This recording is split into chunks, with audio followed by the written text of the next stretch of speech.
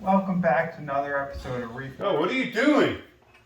Try again. We're back, baby. We're giving you an update that's been asked for a bunch on the 25-gallon Peninsula tank. We've had some things starting to grow. There's algae popping up. There's some stuff, I don't know what it is, but it's time to get some inverts in there to clean it up.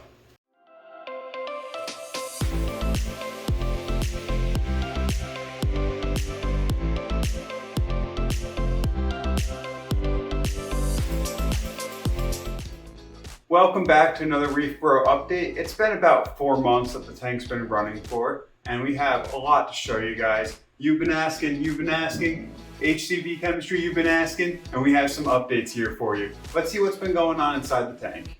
And would you look at that? It's official. We've entered the ugly phase.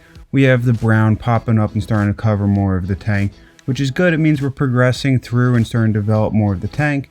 But we have the diatoms here. They're producing some oxygen bubbles. We have some brown algae, which is flapping around on the rocks. It's on the rocks. It's on the sand. It's pretty much covering everywhere. So you know what that means? It's time to get a cleanup crew in here. It's time to get things to start eating everything up and polishing up the tank. So I went down to my local fish store to pick up some invertebrates to help clean up with everything. I went there with the intent of getting a couple small snails. So I went through, was looking through what they had. First off, you gotta get the Astrea snails. They're machines, they're great. Douglas pointed them out in his invert videos. Then I also wanted to try a trokish snail. They seem pretty cool, they have some nice textures to them. And then I was looking at the hermit crabs and I was like, alright, you know what, let's try out 2 small hermit crabs. See how they do, see how I like them. And then I noticed they had a couple little other snails that were sitting there. I haven't seen them, I didn't see their names on the glass anywhere. But I was like, those look like Sarah's snails. So I just talked to the dude. Guess what? They had a stock of Sarah snails. So those guys are really good for roomless tanks. So like mine, where it's just glass on glass and silicone together. The Sarah snails, since they don't have a circular shell and their head sticks out the front, they're really good at being able to get into the cracks and clean up the tank really well. So I picked up a couple of those guys. And you guys know the drill. First step, I gotta take them all out of their bags, all out of the packaging. Then what I tried to do was clean them up a little bit. I wanted to make sure they didn't have any nuisance algae on their shells. So I gave them a bit of a scrub with a toothbrush. And then I also was like, you know what, this has been a very stressful day. Let me throw in a small sheet of nori, see if they'll eat from that and just try to cheer them up. Give them a nice little treat before they enter their new home. The gang's all here. Just giving them some time to acclimate. I've been adding in some of the tank water slowly at a time. And you can see they're starting to crawl around. And these guys were just diving onto each other's shells right away. It was a bit of a challenge to pull them apart and get them ready to add them into my tank. But let's add them into their new home and let them start doing work on all that nuisance algae and diatoms that are popping up in my tank. So I'm starting with adding in the Astrea snails and the trokish snail right onto the top. So that's where a lot of the diatoms really are, because I think it's close to the light, so they're getting a lot of attention. So I put them in, I place them just slowly one at a time. And they do not hesitate for a second. They just start munching right away. Blink of an eye, they're placed in. They don't even care that they're in a new home. They're just diving right in, munching. One thing that I did notice is these Astrea snails, their shells were real clean, like oddly clean. That was even before I brushed them off. There was like nothing on them. So I'm hoping that in some time they'll start to develop some like maybe coralline algae to make them look a little nicer. But they're still new. They are big. They're almost the same size as the trokish, but we'll see how they do. Next up was adding in the 2 baby hermit crabs. These guys were so tiny. Look at their shells. They're just little, I don't even know what to call them. They're just little tiny guys. So I go and put them in on a rock, see if they'll pop out. Took them a little bit, but finally they started walking around the tank a little bit. Last but not least, it was time to add the Sarah snails in. So these guys, you don't have a concern of them falling upside down because they can right themselves back up. Unlike the Astrea snails that can't right themselves. So because they're a bit thinner, they can kind of wiggle and get themselves the right way. So I just airstrike them, just drop them in, boom, boom, boom. Takes them a little bit, and then a couple of them dig right into the sand. A couple of them start munching their way up the glass. I was also really trying to encourage the one to start on the glass. But I held him there. He looked like he was starting to grab on. It took him a little bit to start coming out and grab on. And then I let go. Turns out he didn't grab on because he just fell back down. One thing that came as a surprise with the trokish snail is I did not realize that not only is their shell striped, they're pretty striped too themselves.